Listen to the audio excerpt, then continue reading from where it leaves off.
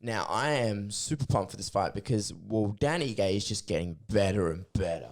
Yeah, Dynamite Dan's doing really well. He's changed a lot. He's gotten so much more fluid, so much more quicker.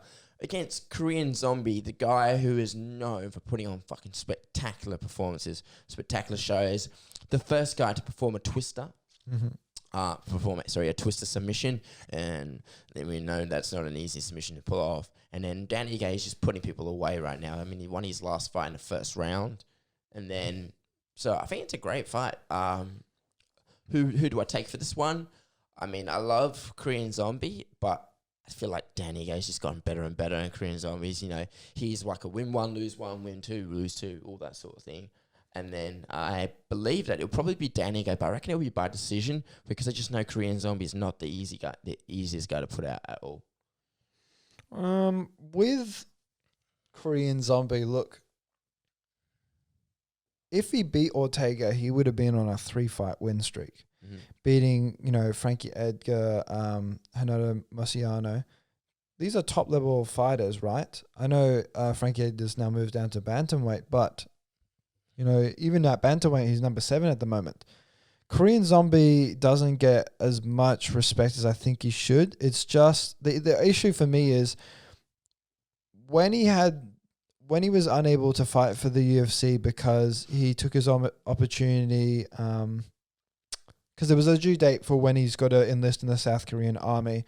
I think every South Korean has to join the army and do a certain amount of time, public service. I think the public service is 4 years as well? 4 years, and it's any time before you're 30, you have to enlist. So he kind of pushed it back because of his fight in Korea, but he had to do it anyway. Taking around 4 years out of the sport is very difficult, but when he came back, he was still able to fight with some of the best. Yeah. I think that someone like Korean Zombie still has a few more Ks in there. 34 years old. Yeah. I think it's just a really fun fight, to be honest. He's because just a beloved fighter. He's one of those fighters, even though he's a journeyman, he's not a pushover though. No. He's very beloved with fans. He hasn't had really any any situations.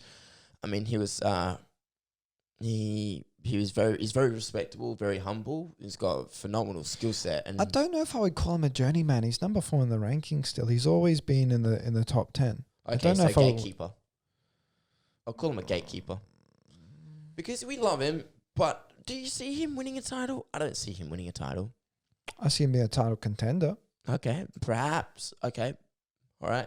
Because if he's 34, let's say he wants to continue until 38. He's still got 4 years in the UFC. Okay.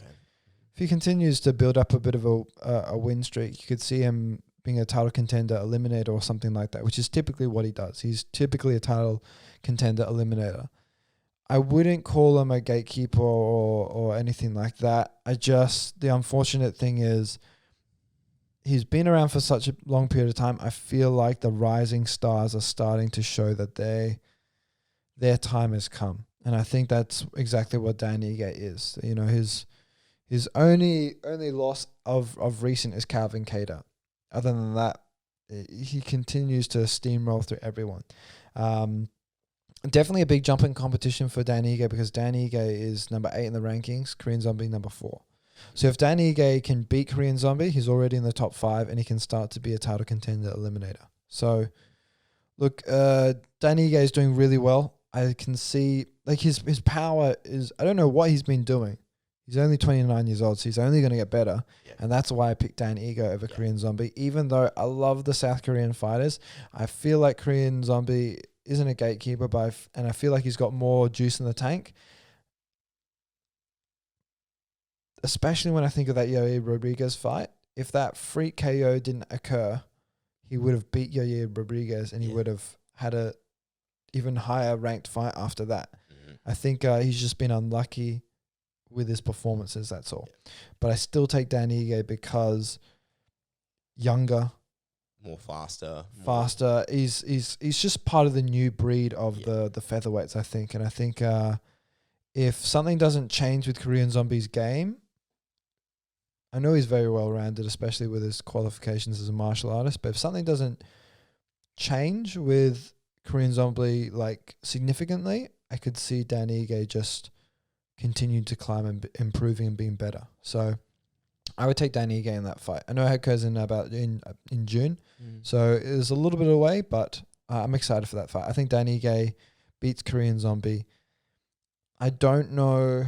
I feel like it's going to be for me, it will probably be by knockout in one of the last round or two or decision. Do you really think so? Because Korean Zombie's got an impressive chin, or do you think it's deteriorated?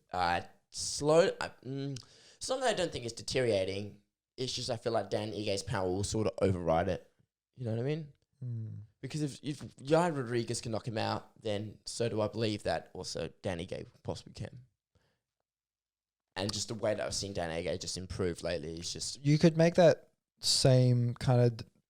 But if you were to flip it on Brian Ortega could have knocked out Korean Zombie, but it never happened, and that went across 5 rounds. Yes, he was dominated by Ortega, but he had his moments as well. So I see this being a decision by Dan Ige. I don't see it being a knockout. I think that Korean Zombie has had plenty of time off. I mean, his last knockout was Yair Rodriguez, and his previous and then his loss before that was back in 2010 by knockout. So that's a long time ago. So I feel like for someone who's known for having a strong chin, who's had a good bit of time off as well, I think that his chin will hold up fine, and I think it will be by decision. But who knows, because I think Dan Ige is just really growing into his own and becoming a more powerful striker. So we will have to see. But I take Dan Ige by decision.